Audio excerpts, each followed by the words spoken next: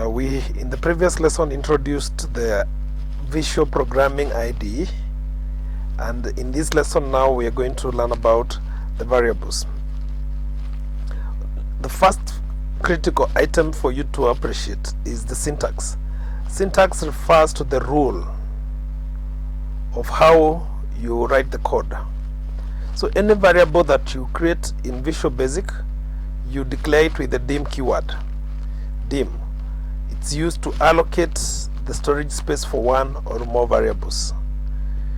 So dim is a reserved word. Once you type it in Visual Basic, the color will change to blue to indicate that it's a reserved word. Then the variable name. This is the name that will hold the values that you shall put in your application. So you can say dim age as then the data type. And if in that case, if we write dim age as integer, then the data type, the integer is the data type. As is a clause in the declaration statement that allows you to define the data type, and then the data type. We will go through the types of data types that are available in Visual Basic. So we have strings, integers, decimal, boolean, among others.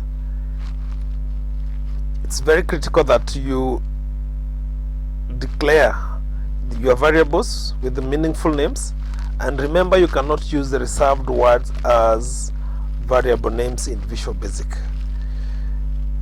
We'll go through the most common data types, and we'll start with the numerical data types. Anytime you are performing a computation that has numbers, unique whole numbers or decimals and the others, we have the following types that you can declare. The byte, which stores integer values. These are unique whole numbers from 0 to 255. Those of us that have used computers, they know how we get the 255 in 32-bit computer systems. Then we have integer, which stores values in the range of negative 32768 to positive 32767.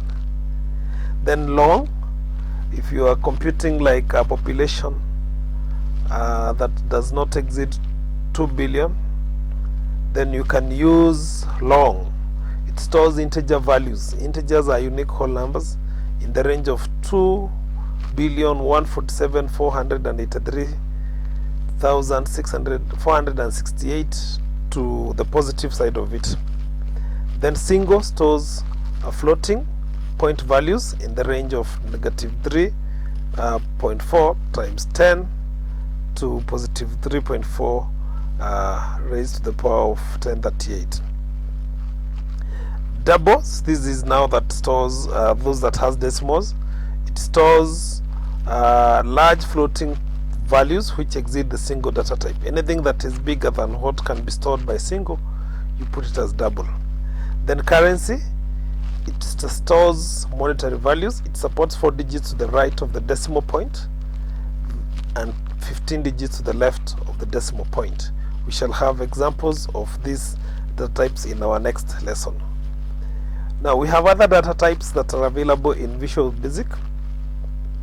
String, which stores alphanumeric values, and it can store up to 4 billion characters. Alphanumeric, that means you can combine alphabets and numbers. Then we have date, which stores date and time values, and a variable that is declared as date can also store both date and time values, and it starts from 01010100 up to 12th or up to that 1st December 9999 here. Boolean is a true or false. It's an yes, no, or on, off. It stores values that are internally stored as -1 for true and 0 for false. Then variant stores any type of data and is the default Visual Basic data type. If you declare a variable dim age without declaring the data type, so variant is the default type that is declared for that. Then we'll also combine this lesson with the operators. We have 3 types of operators: arithmetic operators, relational operators, and logical operators. Now, in arithmetic operators, these are used to compute or to perform computations in your code. So we have the addition, which we use the plus sign. We have the subtraction, which we use the minus sign. We use the divide, which we use the forward slash. And then we use the integer division, which returns the unique whole number without the decimal. We use the backslash. Multiply, we use the asterisk. You hold shift and 8 in Windows keyboards. Then the exponent, it's shift and 6. That is to raise to the power of, like 3 raised to the power of 3 is 27. Then we have the modulus. It gives you the remainder of division, and in this case an example is 20 modulo 6. It gives you 2, because 20 divided by 6 you get 3 because of 18, remainder 2, so it gives you the remainder. Then the ampersand or the and, it is used to do the concatenation.